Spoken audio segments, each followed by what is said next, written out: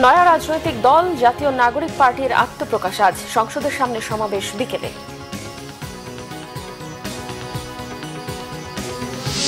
অন্তর্বর্তী সরকারের কারোর রাজনীতি করার আকাঙ্ক্ষা নেই জানালেন রিজওয়ানা হাসান। নতুন রাজনৈতিক দল কিংস পার্টি নয়। চড়তে শুরু করেছে লেবু, শসা, বেগুন সহ রোজার নিত্য পণ্যের দাম। বাড়তি মাছ ও মুরগির দামও। স্থিতিশীল ছোলা, চিনি। দেখছিলেন ক্রাউন সিমেন্ট সংবাদ শিরোনাম। আনুষ্ঠানিকভাবে আত্মপ্রকাশ করতে যাচ্ছে নতুন রাজনৈতিক দল জাতীয় নাগরিক পার্টি। আত্মপ্রকাশ উপলক্ষে রাজধানীর মানিক মিয়া অ্যাভিনিউতে জড়ো হতে শুরু করেছে সারা দেশ থেকে আসা নেতাকর্মীরা। বিকেল ৩টায় আনুষ্ঠানিক আত্মপ্রকাশ অনুষ্ঠানে যোগ দেবে বিএনপি, জামায়াতে ইসলামী সহ বিভিন্ন রাজনৈতিক দল ও দূতাবাসের প্রতিনিধিরা। এ উপলক্ষে কঠোর নিরাপত্তা ব্যবস্থা নিয়েছে আইন শৃঙ্খলা বাহিনী। অভ্যন্তরীণ শৃঙ্খলায় নিয়োজিত আছে নিজস্ব স্বেচ্ছাসেবী ও নিরাপত্তা কর্মী। ১ লাখেরও বেশি মানুষের সমাগম হবে বলে আশা করছেন আয়োজকরা। সদ্য পদত্যাগ করা তথ্য উপদেষ্টা নাহিদ ইসলামকে আহ্বায়ক ও আক্তার হোসেনকে সদস্য সচিব রেখে ১৫০ সদস্যের কমিটি ঘোষণা করা হতে পারে। নতুন দল ঘোষণাকে কেন্দ্র করে সারা দেশ থেকে জাতীয় নাগরিক কমিটি ও বৈষম্য বিরোধী ছাত্র আন্দোলনের নেতা ও সমর্থকদের খণ্ড খণ্ড মিছিল নিয়ে জড়ো হচ্ছেন সংসদ ভবনের সামনে। আবু সাইদ মুগ্ধ, শেষ হয়নি যুদ্ধ, ক্ষমতা না জনতা, জনতা জনতা, এমন নানা স্লোগানে মুখর পুরো এলাকা। দেশের বিভিন্ন প্রান্ত থেকে আসা ছাত্র তরুণরা বলছেন, নতুন রাজনৈতিক দলের হাত ধরেই দেশের নতুন রাজনৈতিক বন্দোবস্ত তৈরি হবে।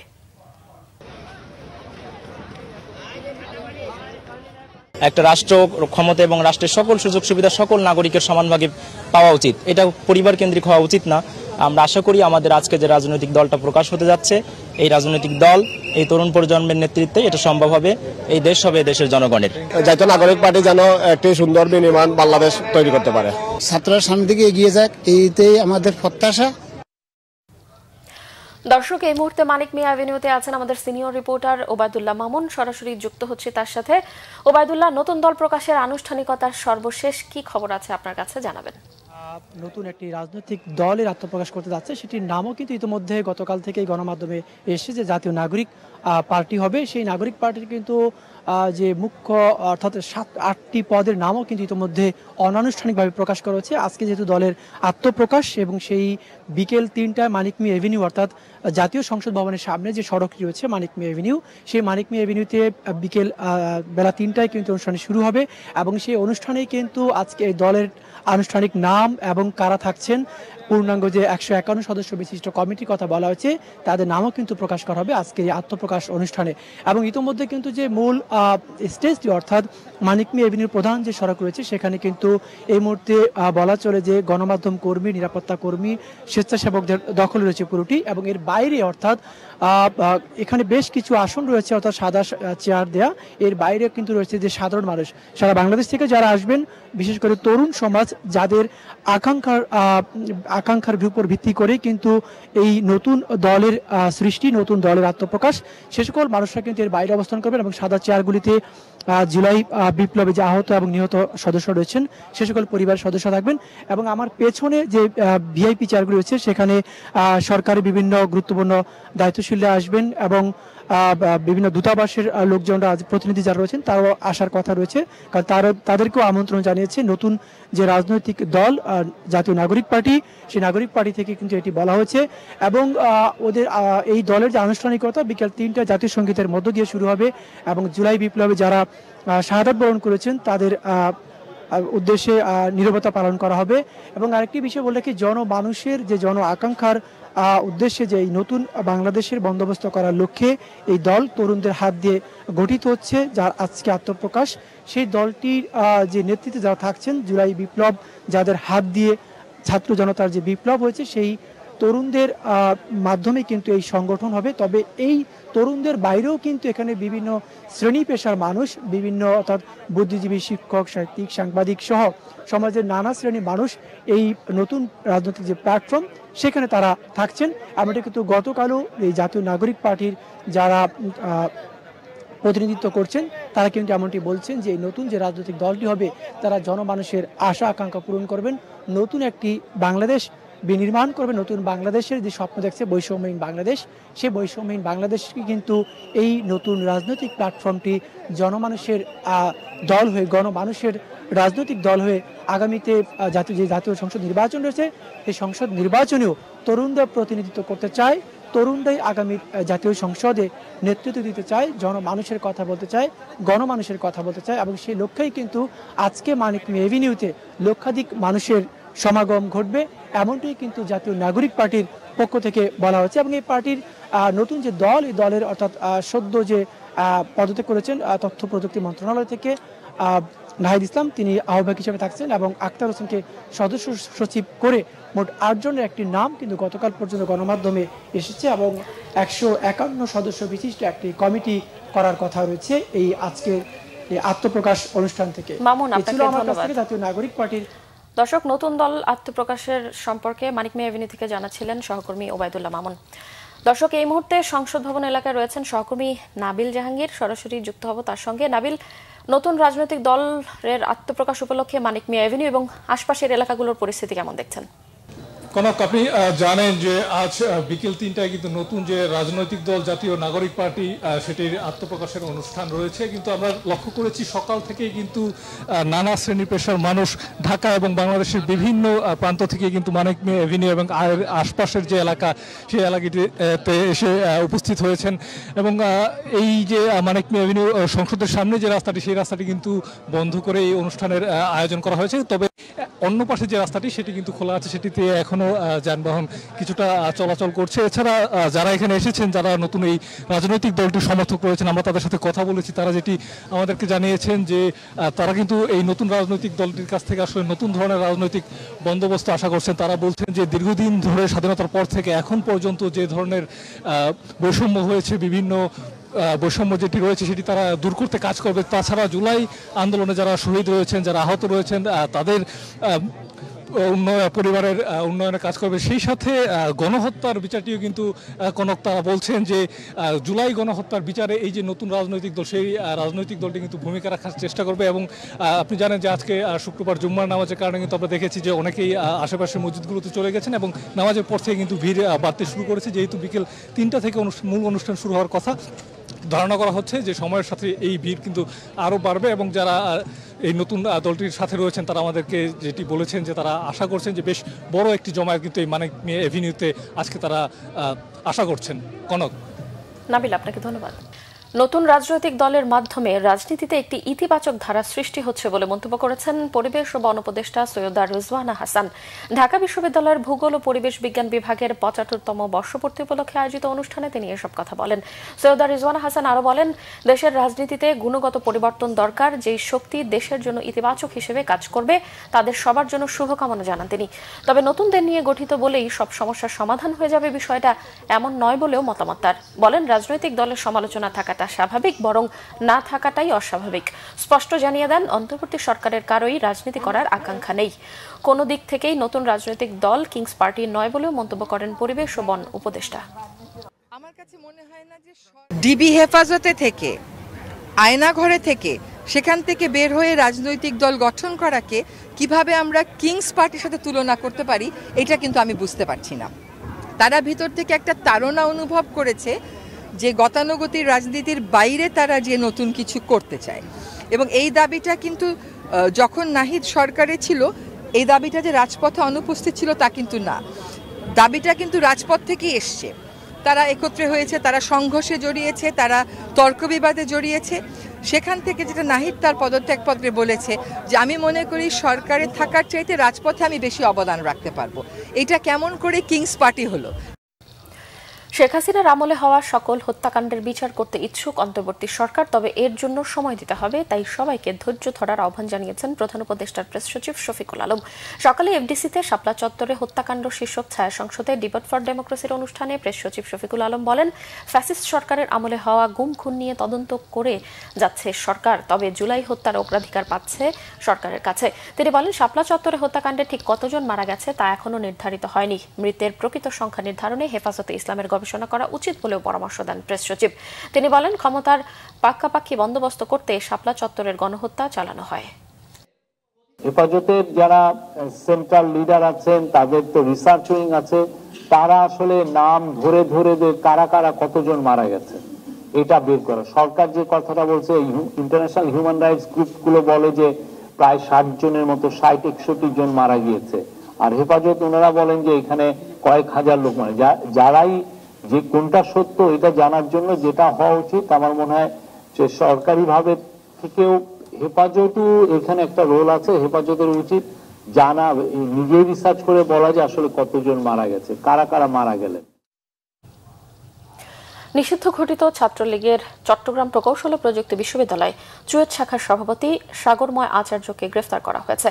রাতে মহানগরীর জামাল খান থেকে তাকে গ্রেফতার করা হয়। গ্রেফতার ওই ছাত্রলীগ নেতা চুয়েটের প্রকৌশল বিভাগের শিক্ষার্থী। পুলিশ জানায় অভিযুক্ত এই শিক্ষার্থী সাগরের বিরুদ্ধে কোতোয়ালি ও রাউজান থানায় বৈষম্য বিরোধী আন্দোলনে ছাত্র জনতার উপর হামলার অভিযোগে একাধিক মামলা রয়েছে। রোজায় নিত্যপণ্যের দাম চড়েছে। বিশেষ করে ইফতারের অন্যতম উপাদান লেবু, শসা আর বেগুনের দাম বেড়েছে অস্বাভাবিকভাবে। বাড়তি মাছ ও মুরগির দামও। তবে অন্য বছরের তুলনায় ছোলা, চিনি সহ বেশ কিছু পণ্যের দাম নতুন করে বাড়েনি। স্বাভাবিক হতে শুরু করেছে ভোজ্য তেলের সরবরাহ। বিস্তারিত জানাচ্ছেন মামুন আব্দুল্লাহ। রমজান আসলেই কিছু পণ্যের চাহিদা যেমন বাড়ে তেমনি বেড়ে যায় দামও। এ অনেকটাই নিত্য নৈমিত্তিক হয়ে দাঁড়িয়েছে।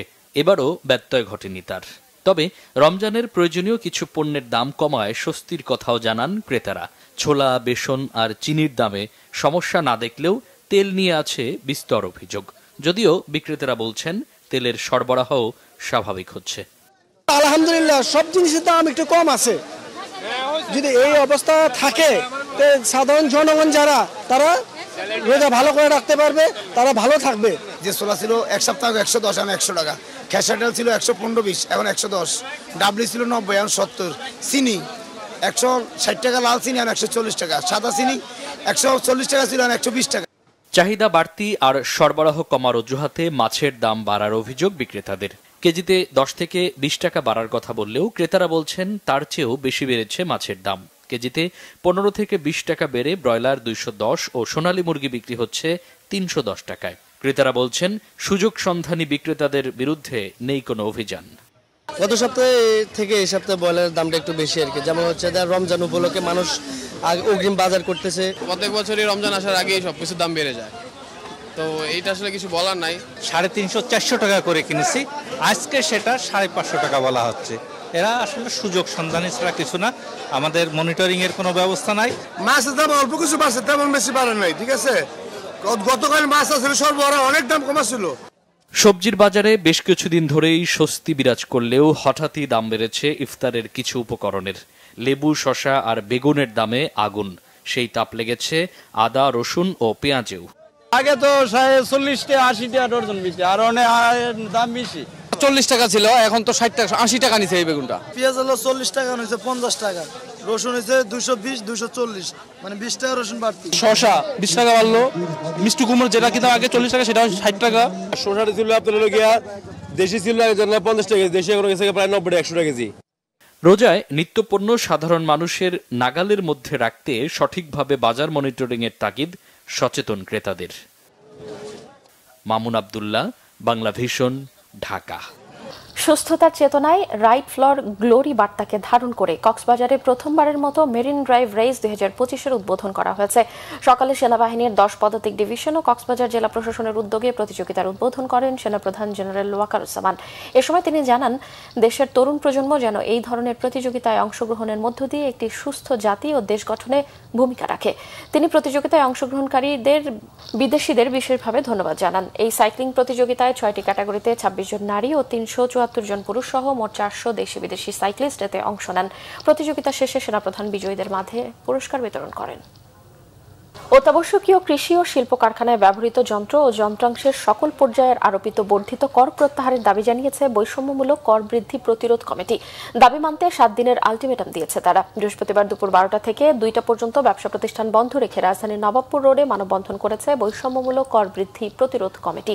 এ সময় বক্তারা বলেন, অর্থ বছরের মাঝপথে কৃষিজাত পণ্য উৎপাদনে ব্যবহৃত diesel engine, motor pump, submersible pump, শিল্প কারখানায় ব্যবহৃত মেশিনারিজ ও যন্ত্রাংশের উপর ভ্যাট বৃদ্ধি করা হয়েছে। এতে ব্যবসায়ী এবং কৃষক সমাজ হতাশ ও উদ্বিগ্ন।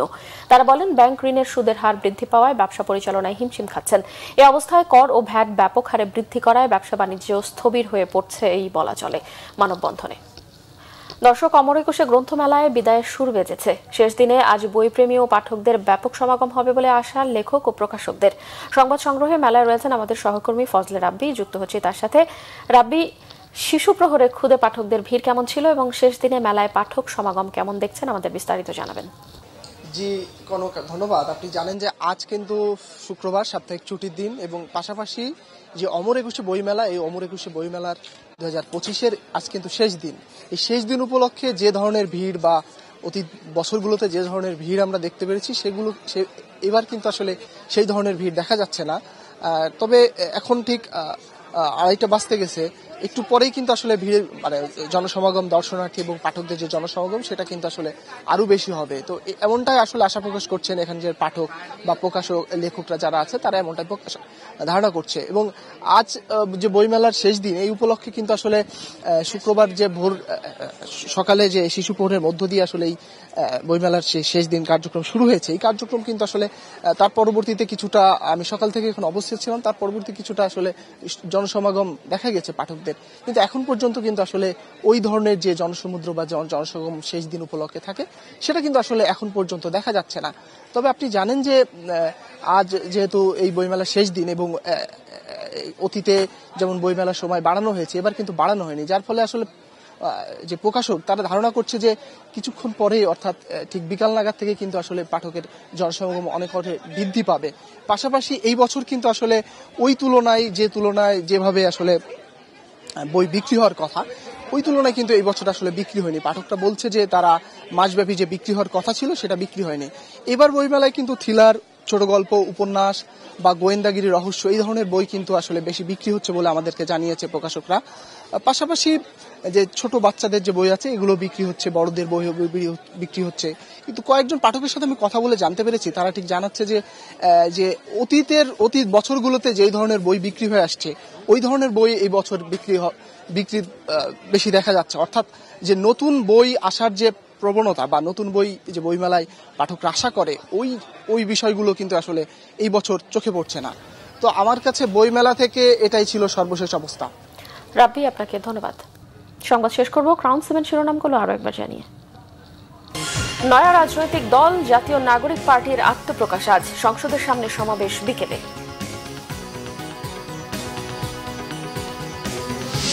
অন্তর্বর্তী সরকারের কারোর রাজনীতি করার আকাঙ্ক্ষা নেই জানালেন রিজওয়ানা হাসান, নতুন রাজনৈতিক দল কিংস পার্টি নয়। চড়তে শুরু করেছে লেবু, শসা, বেগুন সহ রোজার নিত্য পণ্যের দাম, বাড়তি মাছ ও মুরগির দামও, স্থিতিশীল ছোলা, চিনি।